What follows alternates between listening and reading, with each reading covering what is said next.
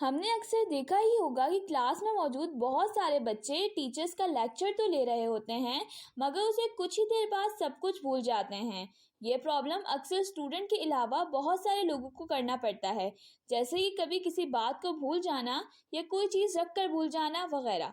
तो इस प्रॉब्लम का सॉल्यूशन फाइंड करने के लिए क्या कभी हमने मेमोरी को समझने की कोशिश की है कि मेमोरी क्या है, मेमोरी की कितनी टाइप्स होती हैं और स्टूडेंट किस तरह अपनी नॉलेज को स्टोर करके अपनी मेमोरी को इंड्यूरिंग और ड्यूरेबल बना सकते हैं।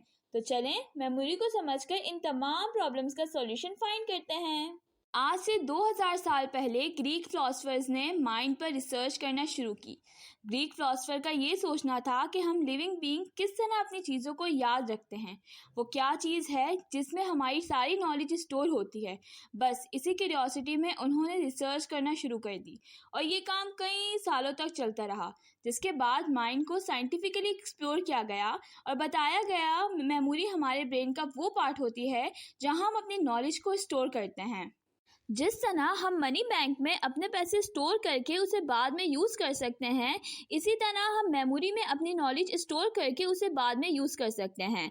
अब यहाँ एक सवाल पैदा होता है कि हम किस तरह अपनी नॉलेज को मेमोरी में स्टोर करते हैं। एटकिंसन शिफ्रिन मॉडल, यह मॉडल पब्लिश किया गया था 1968 में जर्मनी में। इस मॉडल में इन्होंने मेमोरी के फंक्शन को समझाने की कोशिश की है। तो चलें मॉडल को स्टार्ट करते हैं। एक साइंस की टीचर ने अपने क्लास में स्टूडेंट को फूड पिरामिड्स और एनर्जी फ्लो का टॉपिक पढ़ाना स्टार्ट किया और उस टॉपिक से रिलेटेड कुछ पॉइंट्स एंड पिक्चर्स बोर्ड पर लिख दी। क्लास में मौजूद स्टूडेंट्स ने इनिशियली रिसीव की auditory and visual information sensory registers के ज़रिए, और फिर वो इंफॉर्मेशन जिस पार्ट में ट्रैवल हुई उसे हम शॉर्ट टर्म मेमोरी कहते हैं। शॉर्ट टर्म मेमोरी हमारी मेमोरी का वो पार्ट है जहाँ हम थिंकिंग एंड रीजनिंग कर सकते हैं, और ये मेमोरी नॉलेज को लिमिटेड अमाउंट तक स्टोर करती है, यूजुअली 5 to 30 सेकेंड्स तक। उसके बाद वो नॉलेज या तो ट्रांसफ़र हो जाती है लॉन्ग टर्म मेमोरी में या फिर डिलीट हो जाती है। यहाँ कुछ सवाल पैदा होते हैं। एक ये कि क्लास में मौजूद कुछ बच्चों को तो टीचर का लेक्चर याद रहता है, मगर कुछ स्टूडेंट टीचर के लेक्चर के कुछ ही देर बाद सब कुछ भूल जाते हैं। तो इसकी क्या वजूहात है, और दूसरा ये कि हम उस स्टूडेंट की किस तरह हेल्प कर सकते हैं कि वो अपनी मेमोरी को इंड्यूरिंग और ड्यूरेबल बना सकें। तो चलें इस मॉडल के थ्रू हम इन क्यूरीज को सॉल्व करते हैं। सपोज साइंस की क्लास है जिसमें 3 स्टूडेंट्स मौजूद हैं।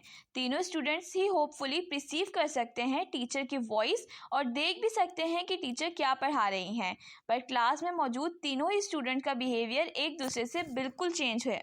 स्टूडेंट 1 जो क्लास के दौरान फ़ोन यूज़ कर रही है, जबकि स्टूडेंट 2 टीचर को तो सुन रही होती है, बट लॉयन की पिक देखकर जो टीचर ने टॉपिक समझाने के लिए बनाई थी, वो पिक उसे रात में देखे जाने वाली मूवी लॉयन किंग की याद दिला रही होती है।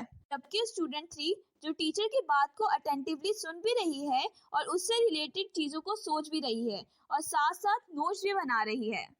तो चलें अब इन तीनों के बिहेवियर को हम अच्छे से एनालाइज करते हैं कि इनके ब्रेन के अंदर क्या चीज़ें हैपन हो रही हैं जो इनके लर्निंग बिहेवियर को चेंज कर रही हैं। अगर अब हम स्टूडेंट 1 की बात करें, जो सेलफोन यूजिंग स्टूडेंट है, वो बहुत कम नॉलेज अपने सेंसरी रजिस्टर्स तक पहुंचा पाएगा, क्योंकि स्टूडेंट वही नॉलेज अपने सेंसरी रजिस्टर्स तक पहुंचा सकता है जिस पर वो फोकस कर रहा हो, और स्टूडेंट 1 का सारा फोकस स्मार्टफोन पर था, जिसकी वजह से वो नॉलेज अपनी मेमोरी में नहीं सेव कर पाया।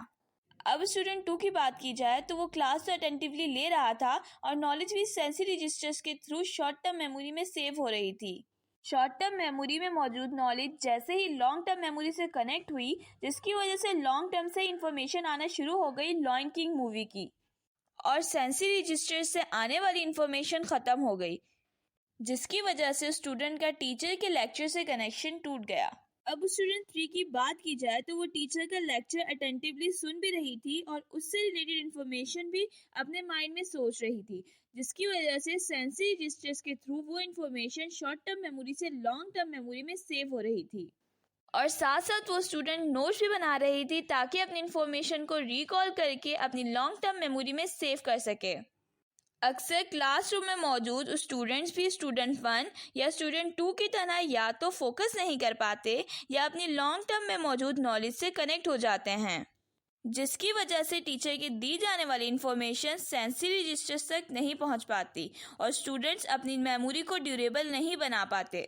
इस कंडीशन में टीचर्स को चाहिए कि वो अपनी इंफॉर्मेशन बार बार रिकॉल करे या क्विज जैसी एक्टिविटीज़ अपने क्लास में करवाए, ताकि वो स्टूडेंट जिनका फोकस अदर एक्टिविटीज़ में है उनकी अटेंशन अपनी तरफ डाइवर्ट करवा सके।